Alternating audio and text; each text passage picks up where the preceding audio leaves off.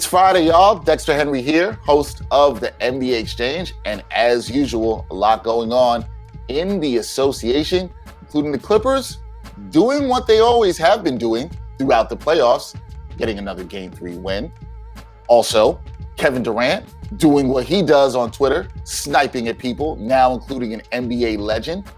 And the Bucks needing a huge win in Game 2 of the Eastern Conference Finals. All that coming up on the NBA Exchange. For the third consecutive series in the playoffs, the Los Angeles Clippers, they look like they were in trouble, down 2-0. But what have we seen in the first couple of rounds, guys? Clips down 2-0, they win 4 straight. Could it happen again? Who knows? Maybe even more damning for the Clippers with the way they lost Game 2 on that tip and dunk by DeAndre Ayton. But Game 3, Clips have won all the Game 3s in this playoffs. They did it again, 106-92 victory over the Phoenix Suns. And this was a game in which the Suns got Chris Paul back, but then lost Cam Payne to injury. The Clippers, Paul George, a lot was put on him in the last game, missing 2 free throws down the stretch that could have least possibly sealed the win, or worse, forced the game to the overtime, even if he hit one of those 2. George rebounded in a huge way, 27 points, 15 rebounds, and 8 assists. You see the adjustments again made by the Clippers. You see the confidence by the Clippers here. This is why you can't count them out. Would it shock anybody if they did this again? Sure, we like this Suns team. The Suns team is very good, very deep. They've played very well. They now have their leader back in Chris Paul. But one thing about the Clippers that we're seeing that I think nobody could have predicted last year was the confidence, the belief in this team. Seems like a lot of that starts with Ty Lue. And look, they got this Game 3 victory. Wouldn't shock me if they get the Game 4 victory. Maybe we shouldn't all be shocked if they get another 2 victories after that, make it 4 in a row for the 3rd series in a row. One thing that's guaranteed in NBA Twitter is that if you come for Kevin Durant, he absolutely will come for you.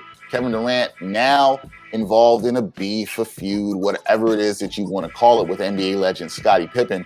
This after Scottie Pippen had some comments about Kevin Durant and where his game is at to Yahoo Sports. This is what Pippen had to say. He said, James, talking about LeBron James, comparing Kevin Durant to LeBron James, James is a complete player who understands team and winning. Has Durant gotten to that level yet? He went home. I think he still has some learning to do in terms of what it takes to will a team to victory. I feel like Durant has always been this player, Pippen said, but I see a lot of talk now going on about, has he surpassed LeBron James? Surpassing LeBron James takes a little bit more than an individual's effort. Now, KD, as usual, we've seen, he took this personally. He had to fire back at this. And I want to pause on that for a second. I think KD sometimes has done a little bit too much on Twitter, but I kind of understand where he's coming from. One thing we know about KD is he's never wanted his game to be compared to somebody else. He's always felt that his game should stand on his own. And I think there's actually some merit and understanding in that. Now, would I clap back in the way he moved? I'd like to think not, but KD really felt like he had something to say. And they always say, you got a glass house, maybe you shouldn't throw stones. So KD took to Twitter and he said that didn't the great Scottie Pippen refuse to go in the game for the last second shot because he was in his feelings and the coach drew up the play for a better shooter. Better shooter, obviously many NBA fans know, Pippen refused to go into a game. Tony Kukoc hits the game-winning shot. Scottie Pippen didn't want to go in because he was mad. As KD said, was in his feelings. Never was a good look for Scottie. KD also made some mentions on him Twitter about how he decided to not rehab his body in the offseason. And then in the 98 season, he had to miss a bunch of games. And the Bulls ended up choosing the team over him. And so he fired some shots back at him. Now, look, we got to put all this stuff in context. Pippen has recently wrote a book. He's out promoting that. There's some juice. I think putting the knock on KD that he went home was a little bit unfair. As we all know, KD was inches away from advancing to the Eastern Conference Final, literally inches away. And the guy had a masterful performance in that series in multiple games. He gave everything he could. For Pippen to criticize KD on this, can't rock with him on this at all whatsoever. But if KD's going to bring that smoke on Twitter like this, I'm here for it. Big game in the NBA tonight, and that's because the Eastern Conference Finals back in swing on this Friday night. The Hawks shocking everybody, winning the first game in Milwaukee. We know the Hawks have shown no fear, but this is a big game for the Bucks. Game 2, they want to bounce back at home and even the series. So to talk about what the Milwaukee Bucks need to do, we're bringing back somebody to the show. First person to be a 2-time guest on the show, Andrew Goodman. He's a staff writer with Brew Hoop. Andrew, how you doing, man? I'm doing well, Dexter. Happy Friday to you, and I really appreciate you having me back on to your show. And, we talked before the Milwaukee Bucks were playing the Miami Heat, and, they went out to sweep the Heat. So I'm hoping that now that I'm back on the show, it brings some good omen for the Bucks tonight. And see, I like your energy there, Andrew, right? The last time we talked, it brought a great energy for the Bucks. They were able to get the sweep. We won't get a sweep this time, obviously, but they need a big win in Game 2. That's what they're going to need to do tonight. So when we're looking at Game 1, Andrew, of the Bucks falling in Game 1, they had a lead in the fourth quarter, evaporated. What went wrong for the Bucks in Game 1?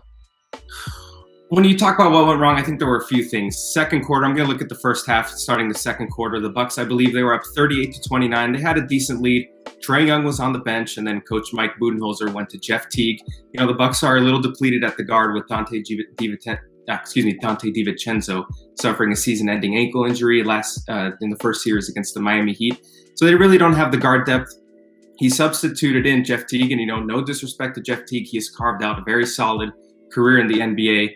But once Jeff Teague was in, the Hawks went back and subbed in Trae Young, and you saw Buddy kind of signaled that Drew Holiday was going to come back in, and I assumed that Drew Holiday was going to come back in for Jeff Teague, but instead Drew Holiday was in the game alongside Jeff Teague, and they actually decided to have Jeff Teague defend Trae Young, which we all know is not the best idea at all. And we saw Trae Young just, turn into a killer, into just some stone cold, just going supernova from deep, hitting all these 30-footers, which we know he can do. I feel like he gets more accurate the further he is away from the basket. And I think that's where the Bucks sort of let their foot off the gas in the first half. I felt like that's where they could have actually ended up putting the game away if they just kept their foot on the gas. Maybe, if they had Jeff Teague on the floor, fine. But you can't have Jeff Teague on Trae Young. You can't expect that to end well. I believe that Drew Holiday is going to need to spend all the minutes guarding Trae Young. And then if you look further down in the game in the fourth quarter, it comes down to rebounding. The Bucks went small, Giannis at the 5. Bucks fans have been clamoring for that. I think It's a great move. But when you go 5 against the Atlanta Hawks, they have great deal of size on the floor with John Collins, who is one of the most athletic big men in the game. And you also have Clint Capella, who's made his money, grabbing rebounds his entire career. And that's where I think things went wrong. You had guys like Drew Holiday kind of, ball watching when the ball went up and not boxing out. And that's why the Atlanta Hawks had so many extra opportunities in the fourth quarter. And I think the game was actually lost, that one possession in the fourth quarter where I believe the Bucks were clinging to a 4-point lead, where the Atlanta Hawks got 3 or 4 offensive rebounds and ended up in a made 3-pointer from John Collins in the corner. And that's where I thought the tide turned, where you're looking at the Bucks. They ended up having a 7-point lead with about 4 minutes left. And once John Collins hit that 3 after 3 or 4 consecutive offensive rebounds, I was like, okay, this is not good. It's time to panic. Trae Young, okay? We know what he did in Game 1, the 48 points, a great shooting. You talked about Jeff Teague, can't guard him right now. You would think that for Game 2, the Hawks have to contain Trae Young. How do they do this? You talked about putting Drew Holiday on him for more of the minutes defensively, but are there any other keys you think the Bucks should do in terms of containing Trae Young?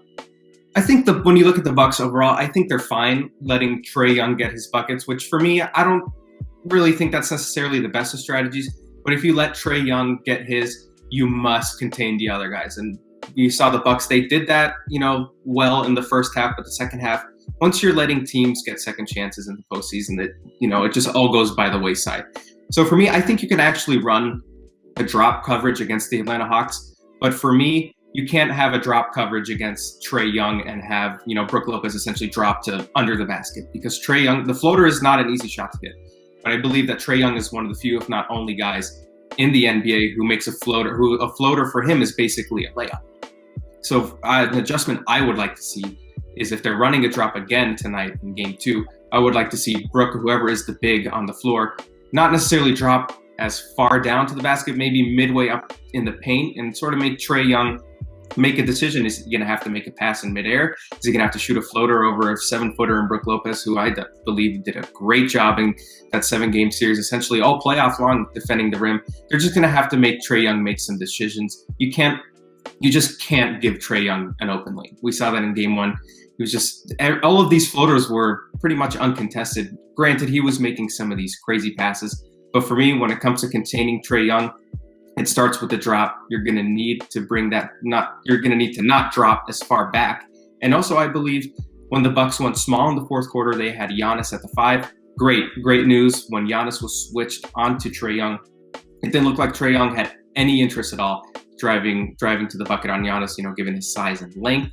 He was just settling for jumpers, and it was discouraging for me to see the Bucks not necessarily capitalize whenever Trae Young was missing in the fourth quarter, because Trae Young, aside for some free throws, was sort of a non-factor in the fourth quarter, and a big reason why the Atlanta Hawks came away with a Game 1 win in the Fiserv Forum was because, again, the second chance opportunities generated by Clint Capella and John Collins. You just can't give a team, no matter who it is, you just can't give a team second, third, and fourth opportunities in the postseason. You just can't do that. Can't do that. Good NBA team, especially in the postseason, will make you pay for those. And we saw that in Game 1. Now, the Bucks have been in some close games in the playoffs, Andrew.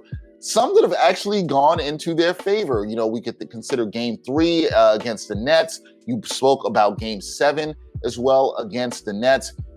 Tight one down the stretch in Game 1. I know it gives Bucks Nation a lot of anxiety in these games, but are you confident they can close out another close game if they're in it with Atlanta again tonight? I think they can. Part of the reason why I'm still encouraged is because we saw that the Bucks can get a bucket in the paint whenever they want. Clint Capella is a great NBA player, but Giannis is just a different animal. I believe the Bucks had over 70 points in the paint, which is great. I thought they settled a little too much for the 3 ball. We saw the Bucks, they missed a ton of great looks from deep throughout the game, and this is something that really has killed them the last few postseasons ever since Mike Budenholzer took over, is that the Bucks, they just can't hit an open shot to save their lives. Not sure what's going on there. But for me, it's not necessarily about the field goal or 3-point percentage. It's about generating the makes. You can shoot 33%, but if you're making 16 3-pointers, that's all fine in my book. But when you talk about the Bucks down the stretch, thought the execution was fine.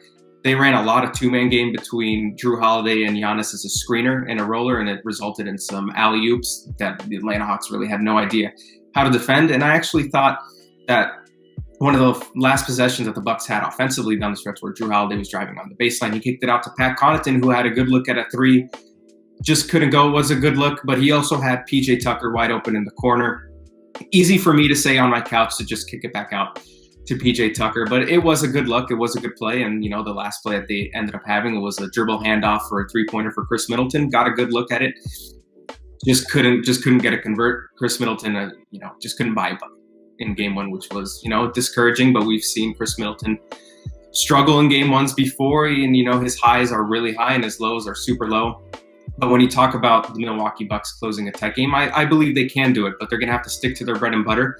And if they're getting whatever they want in the paint, if it's not broke, don't fix it. So there's no reason to settle for outside jumpers when you can basically just run a 2-man game with Jrue Holiday or Khris Middleton and Giannis as a screener.